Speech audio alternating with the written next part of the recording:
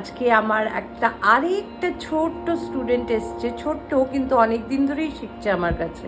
ওর কাছ থেকেই জানা যাক ওর নাম আর ও কতদিন ধরে শিখছে আর আজকে ও কি শোনাবে আমাদের। বলো, নাম বলো তোমার। আর একটু জোরে বললে ক্ষতি আছে। ঈশান সাহু। আচ্ছা, আমার কাছে শিখতে কেমন লাগে বলো আগে। ভালোই লাগে। আর একটু ইলাবোরেট হবে না? প্রত্যেক উইকে আসো মানেই ভালো লাগে, তাই না?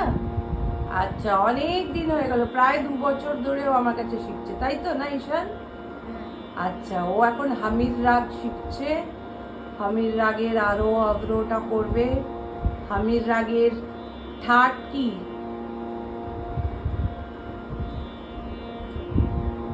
কে দিয়ে স্টার্ট হয়? কল্যাণ। এইগুলো মুখস্থ করতে হবে তো। ফিচার অফ আ রাগ। জাতি হচ্ছে সম্পূর্ণ সম্পূর্ণ। সম্পূর্ণ সম্পূর্ণ মানে কি? আরোহতে তোমার 7টা নোট, অবরোহতে 7টা নোট লাগলে ওটা সম্পূর্ণ সম্পূর্ণ হয়। বাদি মানে জানো তুমি? বাদি স্বর কি? The most important and vital note of the na dha dhaivat samvadi ga।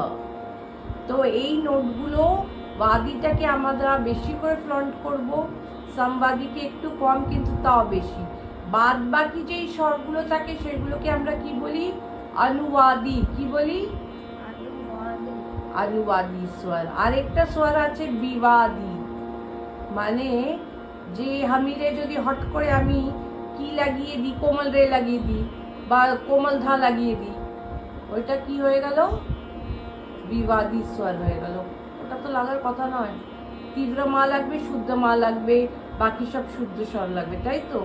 বিবাদ যেটা কন্ট্রোভার্সি শুরু করে দেবে। আর কোমল ধা লাগালো কি ব্যাপার? এটা তো নেই এখানে। এই কন্ট্রোভার্সিটাকে যদি কেউ লাগিয়ে দেয় স্কিলফুলি, তাকে বলা হয় এই বিবাদী নোট লাগালো। গায়ন সময় আমরা কি জানি? রাত্রিকা প্রহলা প্রহর মানে সন্ধ্যের রাগ। এটা কল্যাণ ঠাট যেহেতু। দেখি আরোহ কিরকম হবে।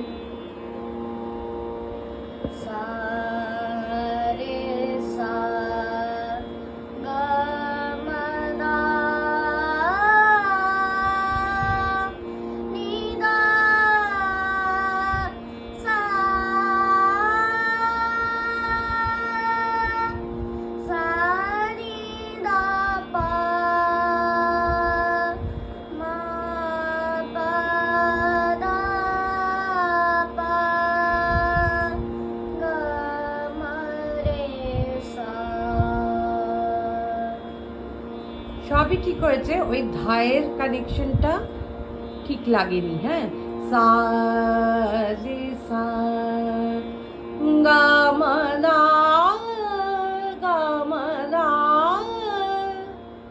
এই কার্ভটা আসবে, ঠিক আছে? এটা মিন্ড বলি আমরা। গা মা না নি দা সা সা নি দা বা মা বা না বা গা মা রে সা। যেহেতু দুটো মাধ্যম লাগছে, সেই মাধ্যমগুলোতেও একটু মাথা দিতে হবে।